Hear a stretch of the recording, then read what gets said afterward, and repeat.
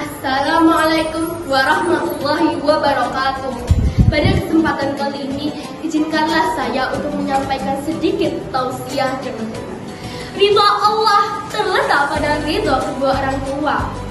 Teman-temanku yang solih-solihah, mengapa bisa ridha Allah terletak pada ridha kedua orang tua? Jawabnya, karena mereka begitu besar jasanya kepada kita. Dengan susah payah ibu mengandung, melahirkan, mendidik, dan membesarkan. Sementara ayah bekerja banting tulang untuk memenuhi kebutuhan kita. Semua itu mereka kerjakan dengan tulus, ikhlas, dan penuh kasih sayang selama bertahun-tahun. Jadi teman-teman, hubungan baik dengan kedua orang tua adalah hal yang harus diutamakan.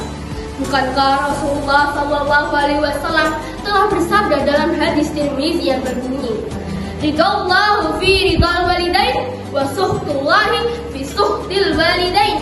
Artinya, keridhaan Allah terletak pada keridhaan kedua orang tua, dan kemurkaan Allah terletak pada kemurkaan kedua orang tua. Namun, apa kenyataannya teman-teman? Banyak anak yang tidak memahami hal ini. Mereka terbiasa berbicara kasar, meminta dengan paksa, susah dinasehati, bahkan membentak. Bagaimana Allah akan ridha kepada kita, sedangkan orang tua kita selalu bersedih karena sikap kita? Bukankah Allah telah berfirman dalam surat Al-Isra ayat 23 yang berbunyi, A'udzu billahi minasyaitonir rajim. Bismillahirrahmanirrahim. Wa qadara rabbuka alla ta'budu illa iyyahu wa bil walidaini ihsana. Imma yablughanna indakal kibara ahaduhuma aw kilahuma fala taqul lahumā uff wa la tanharhuma wa qul lahumā qawlan karīmā. Artinya, dan Tuhanmu telah memerintahkan kamu agar supaya jangan menyembah selain Dia, dan supaya kamu agar berbuat baik kepada ibu dan bapak.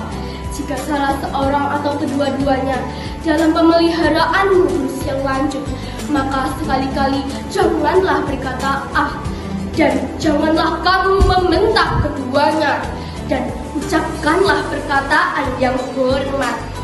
Nah teman-teman, berkata saja tidak boleh, apalagi lebih dari itu.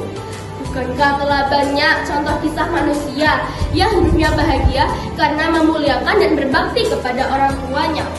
Salah satunya adalah kisah Uwais Al-Qarni, seorang pemuda dari Yaman yang dimuliakan Allah karena baktinya kepada orang tua.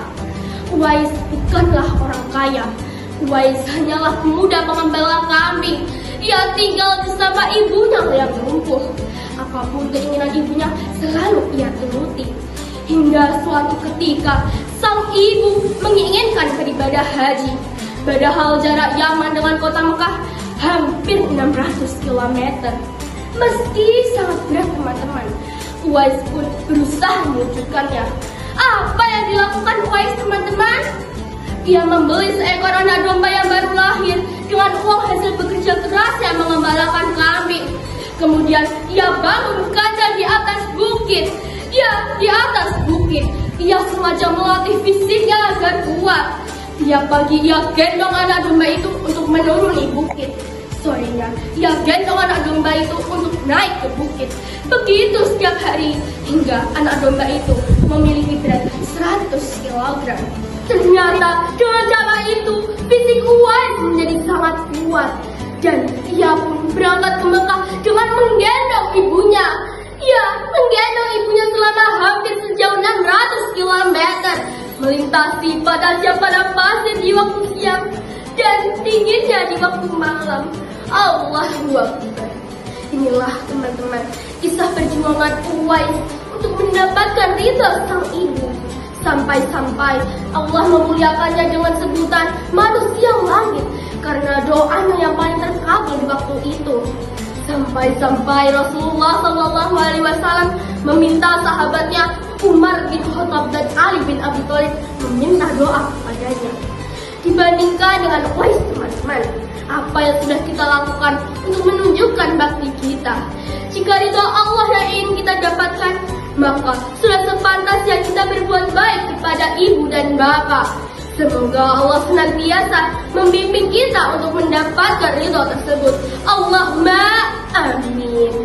Cukup sekian yang dapat saya sampaikan. Nun wal qalami wa ma yasturun. Wallahu muwaffiq illa aqwamit thoriq. Assalamualaikum warahmatullahi wabarakatuh.